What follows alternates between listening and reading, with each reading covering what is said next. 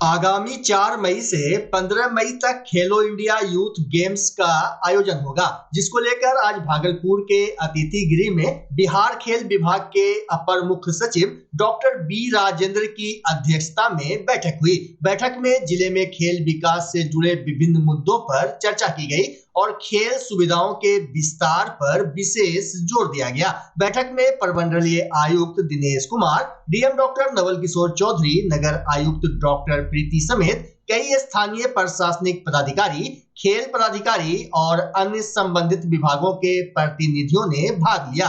इस दौरान जिले में खेल प्रतिभाओं को प्रोत्साहित करने, आधुनिक खेल सुविधाओं के विकास और आगामी खेल प्रतियोगिताओं की तैयारियों को लेकर विस्तृत चर्चा हुई। अपर मुख्य सचिव डॉक्टर बी राजेंद्र ने कहा कि सरकार राज्य में खेल को बढ़ावा देने के लिए प्रतिबद्ध है और खिलाड़ियों को बेहतर सुविधाएं देने के लिए लगातार कार्य कर रही है। उन्होंने अधिकारियों को निर्देश दिया कि खेल संरचना को और मजबूत किया जाए एवं खिलाड़ियों को आवश्यक संसाधन उपलब्ध कराए जाएं।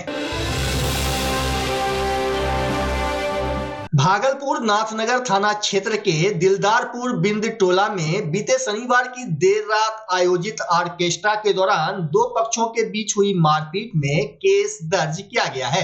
बता दें कि यह ऑर्केस्ट्रा होली के मौके पर आयोजित किया गया था, लेकिन इस दौरान रंग में भंग हो गया। स्टेज पर नर्तकी के डांस को लेकर जमकर बवाल हुआ। इसके बाद खूब लाठी डंडे चले। वहीं एक पक्ष से महावीर महतो ने 5 नामजद लोगों के विरुद्ध केस दर्ज कराया है, जबकि दूसरे पक्ष से दिवाकर महतो ने भी गाली गलौज एवं मारपीट का आरोप लगाते हुए 5 नामजद लोगों के विरुद्ध मुकदमा दर्ज कराया है। थानाध्यक्ष राजीव रंजन सिंह ने बताया कि बिना अनुमति लिए ऑर्केस्ट्रा का आयोजन किया गया था। आयोजक के विरुद्ध भी कार्रवाई की जाएगी। दोनों पक्षों से आवेदन मिला है, केस दर्ज कर कार्रवाई की जा रही है। इधर भागलपुर पुलिस अश्लील गाना बजाने वालों पर पैनी नजर रख रही है। ड्रोन और कैमरे से भी निगरानी की जा रही है। दरअसल दोहरे अर्थ वाले गानों को सार्वजनिक जगहों पर बजाने की मनाही है। बिहार पुलिस ने अश्लील गाना बजाने वालों के खिलाफ तैयारी शुरू कर दी है।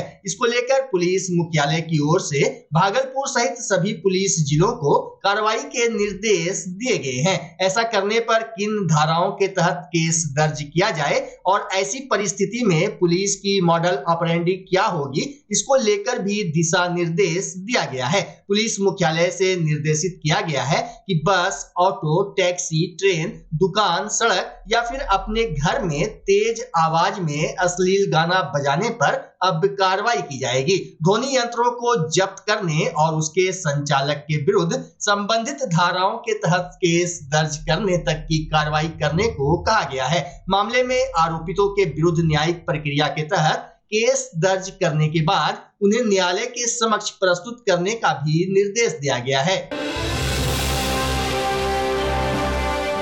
होली के बाद ट्रेनों में भीड़ बढ़ने लगी है। लोग अपने काम पर लौटने लगे हैं। दिल्ली, हरियाणा, पंजाब, मुंबई समेत देश के अन्य शहरों में जाने के लिए लोग ट्रेन पकड़ रहे हैं। वहीं भागलपुर रेलवे स्टेशन से खुलने वाली ट्रेनों में पैसेंजरों की खचाखच भीड़ देखी जा रही है। सोमवार और मंगलवार दोनों दिन विक्रमशिला एक्सप्रेस में सीट पाने के लिए जनरल यात्रियों की लंबी कतार लगी रही। आरपीएफ इंस्पेक्टर रणधीर कुमार ने बताया कि दोनों दिन करीब 2000 यात्रियों को बारी बारी से कतारबद्ध करके ट्रेन में बैठाया गया है। इधर भागलपुर से पटना, मुजफ्फरपुर एवं दरभंगा जाने वाली ट्रेनों में भी अच्छी खासी भीड़ देखी गई। विक्रमशिला एक्सप्रेस से सफर करने आए यात्रियों ने बताया कि रेलवे को त्योहार पर ट्रेनों की संख्या और बढ़ानी चाहिए। ट्रेन में इतनी भीड़ है कि लोग फर्श और गेट के पास बैठकर सफर करने को मजबूर हैं। मैं आया था पंजाब से।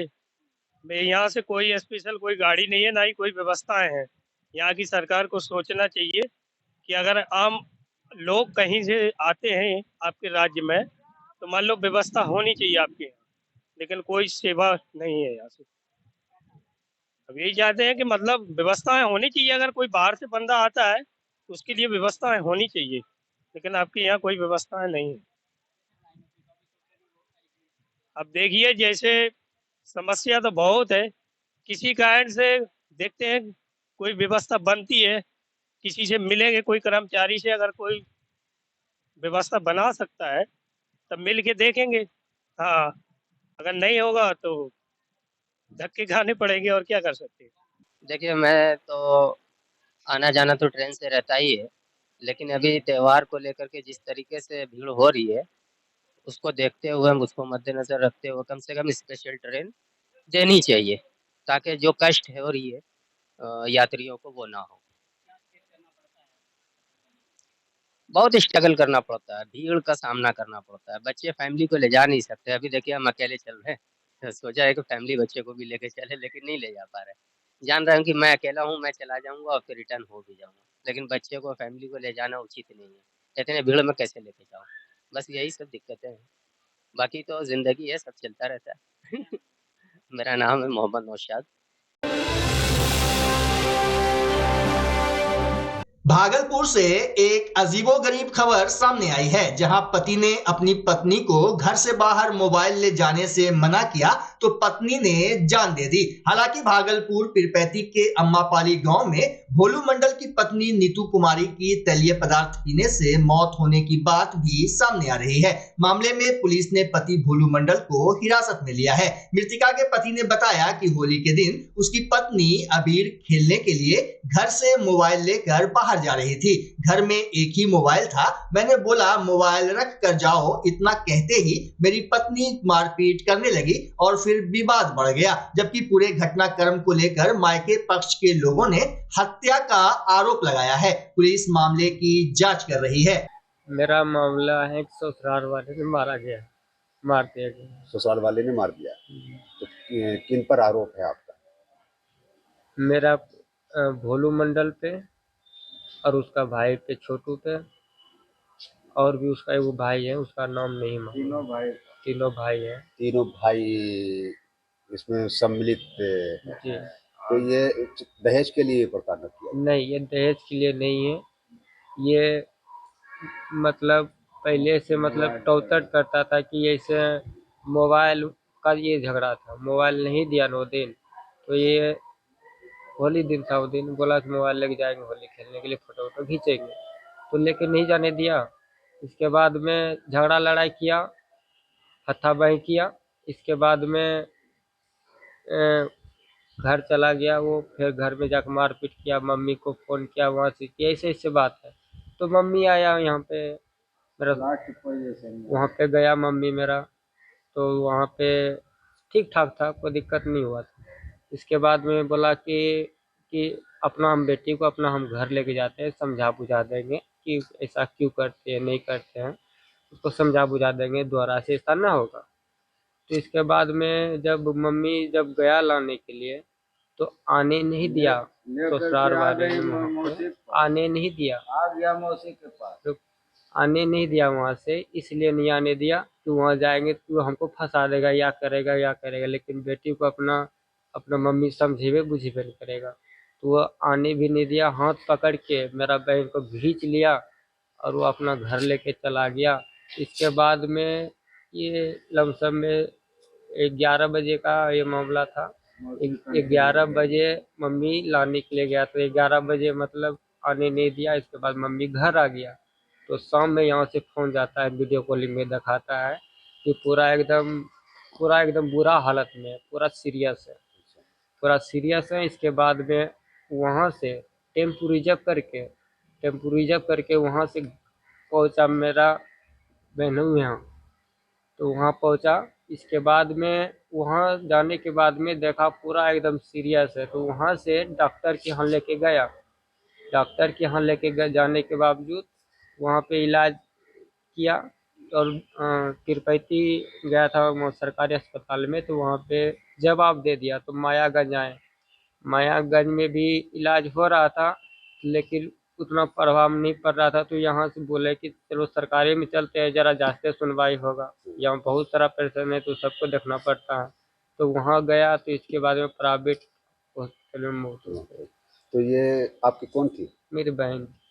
आपका गांव कौन सा है? मेरा गांव का नाम है कामरटोला, जिला भागलपुर, पोस्ट कालीपत। और इनको बच्चा भी है? हाँ, एक लड़का है। बच्चे का नाम क्या है? लड़के का? हाँ, इनका जो बेटा है, इनका बच्चे का नाम क्या है? मन्नू कुमार। उनको कितने वर्ष का है? वो 2 साल का है। 4 साल पहले शादी हुई है।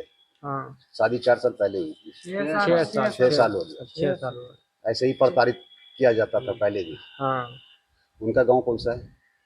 आमापाली आमापाली। जी। तो आप लोगों ने थाना में आवेदन दिया? हाँ, आवेदन दिए हैं। उनकी गिरफ्तारी हुई? हाँ, एक का गिरफ्तारी हो चुका है। एक का गिरफ्तारी हो गया। हाँ, तो आप लोगों ने तीनों का नाम दिया है? तीनों का नाम दिया, तीनों भाई का। तीनों का भाई का नाम दिया है। जी। और आप आए हैं या आपके पिताजी भी हैं? मेरा पिताजी भी आया है, मेरा भाई भी आया है। तो पुलिस और क्या बोलना चाहेंगे आप? और हमको क्या बोलना, हमको इंसाफ चाहिए। आपको इंसाफ चाहिए? जी। आपका नाम क्या बताए थे? मेरा नाम है दीपक मंडल। दीपक मंडल। गांव मेरा कामरटोला। थाना मेरा पिरपैती। सरकार द्वारा टीएमयू के पेंशनरों के लिए दिसंबर 2024 और जनवरी 2025 की राशि जारी नहीं किए जाने को लेकर आज आक्रोशित पेंशनरों ने पेंशनर संघर्ष मंच के बैनर तले विश्वविद्यालय परिसर में बैठक की। बैठक प्रोफेसर अर्जुन प्रसाद की अध्यक्षता में संपन्न हुई। वहीं सरकारी आवंटन नहीं मिलने से चिंतित पेंशनरों को आश्वस्त करने के लिए कुलसचिव प्रोफेसर रामाशीष पूर्वे स्वयं बैठक में उपस्थित हुए।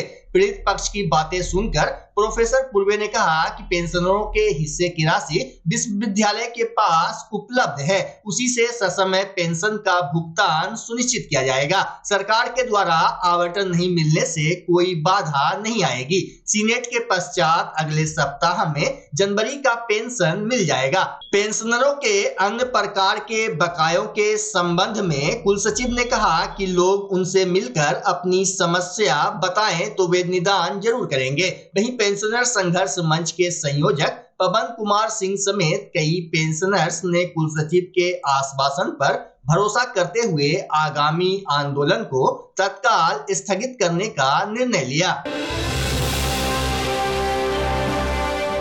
भागलपुर हबीबपुर थाना क्षेत्र के शर्मा टोली से बीते 11 मार्च से विकास शर्मा का 16 वर्षीय पुत्र अभिषेक कुमार एवं पंकज शर्मा का 17 वर्षीय पुत्र ऋषभ कुमार लापता है। बताया जा रहा है कि दोनों साथ साथ घर से कोचिंग पढ़ाई करने के लिए निकला था, जो अब तक घर लौटकर नहीं आया है। वहीं लापता युवक के परिजनों ने हबीबपुर थाना में आवेदन देकर बच्चे के खोजबीन करने की गुहार लगाई है। इधर दोनों बच्चे के परिजनों का रो रो कर बुरा हाल है।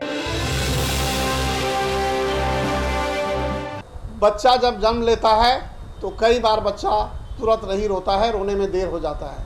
ऐसे में बच्चा क्षतिग्रस्त हो जाता है और उसके बचने की संभावना कम हो जाती है। और यदि बचा तो भविष्य में उसमें विकलांगता की समस्या आती है, जिसे सीपी कहते हैं, जिसका कोई माकूल इलाज नहीं है और ज़िंदगी भर बच्चा विकलांगता से जूझ सकता है।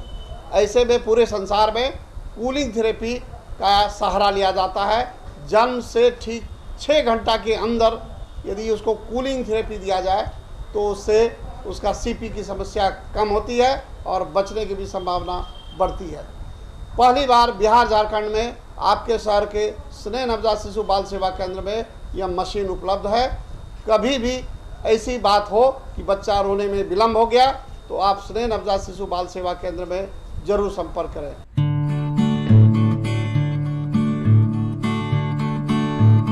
घर शिफ्ट करना हो या ऑफिस रीलोकेट करना हो, मेक माई शिफ्ट के साथ अपने सामान को सुरक्षित पहुंचाइए कहीं भी कभी भी। मेक माई शिफ्ट देते हैं residential and office relocation, long distance relocation, heavy machine shifting, packing and moving, international and intercity moving, car transportation जैसी ढेरों best services. Make my shift packers and movers. For bookings call 8298-181-018 या log on करें www.makemyshift.in। Rinku LED bulb, एक बार लाओ और चलाते ही जाओ। हमारे एलईडी बल्ब्स है क्वालिटी में नंबर 1 और एनर्जी एफिशिएंट, जो रखे एनवायरनमेंट और आपके बिजली के बिल दोनों का ख्याल। रिंकू एलईडी बल्ब के साथ एनर्जी बचाओ और बिल घटाओ। ये है पावर सेविंग लाइट जो चले लंबे समय तक और रखे आपके घर को रोशन। हमारे यहाँ एलईडी लाइट्स मिलते हैं एक व्यापक रेंज में, जो आपकी हर जरूरत को पूरा करेगी। लेकिन यही नहीं, हमारे एलईडी लाइट सिर्फ चमकदार नहीं बल्कि एनवायरनमेंट फ्रेंडली भी है। तो आज ही लाओ रिंकू एलईडी LED बल्ब और पाओ 1 साल की वारंटी का भरोसा। रिंकू LED बल्ब्स, नई जनरेशन के स्मार्ट बल्ब्स। आज ही संपर्क करें 8651063786 या मेल करें rinkooledbulb@gmail.com। हमारा पता असाननपुर, भागलपुर, बिहार 812002।